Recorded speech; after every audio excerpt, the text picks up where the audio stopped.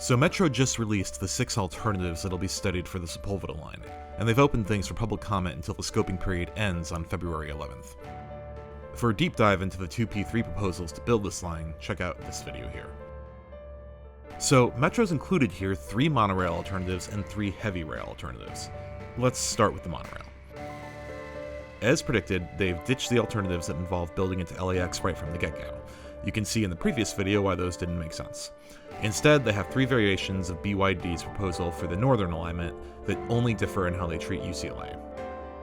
Alternative 1 has a monorail stop closer to the VA Center on the D line and relies on, yes, you're hearing this right, a bus connection to UCLA. Alternative 2 has its D-line connection closer to, but not at, the Westwood stop, and builds an entirely separate people mover train to go 1 stop north to UCLA. Alternative 3 is the underground option with an actual UCLA station. Obviously, alternatives 1 and 2 won't be seriously considered. As I've mentioned before, UCLA station and a Westwood transfer station would be the 2 busiest stations in Metro's network. Forcing an APM, or even worse, bus transfer to get to it will massively depress ridership, and none of these alternatives do anything to fix the monorail's terrible connections to other stations, including the Westwood one here in Alternative 3. So that'll massively depress ridership too. So of the monorail alignments, only 3 is a real contender.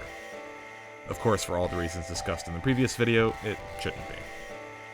Now, the heavy rail alternatives are interesting. Alternative 4 seems to be Bechtel's base proposal with no changes, and 5 is their proposal but putting the valley portion underground, presumably to have an option that appeases the very loud Sherman Oaks homeowners. Both options, interestingly, list capacity on what Bechtel would plan to run as opposed to their max capacity capability from the proposals. Here, we see 2.5-minute headways, while from the proposal, we know that they can increase that to 90-second headways if necessary.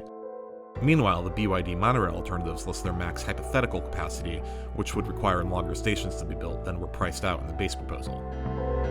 Now, the point of these studies is to do a thorough analysis of the cost and capabilities here, so I'm not worried that this is going to mislead anyone at Metro, obviously, but I'm irked that it got published this way, which could mislead the public into thinking that the monorail has higher capacity than heavy rail, which isn't even close to true.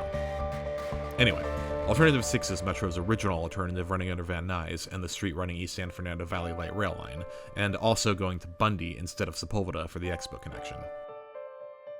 Now, this appears to be the only option Metro is not studying as a P3 because they're studying it using Metro's legacy heavy rail technology as opposed to the seemingly better heavy rail technology that Bechtel's proposing.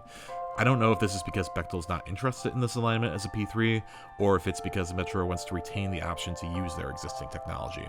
It seems to me like they could adopt a Bechtel-like system even if Bechtel weren't building it, but for whatever reason they aren't studying it that way.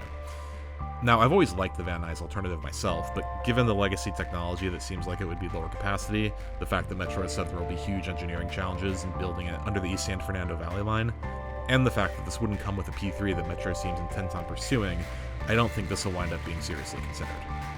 I think the real battle here is going to be Alternative 3 versus Alternatives 4 or 5. I think the question between 4 and 5 will become how intently the Sherman Oaks homeowners try to block 4 versus how much 5 will cost. My recommendation is that you write into Metro supporting 4 or 5, but more importantly, supporting heavy rail over monorail. Here's all the methods you can use to submit comments, and all of these are listed in the description with links. Take just a second to write in. It's super easy and it'll make a huge difference.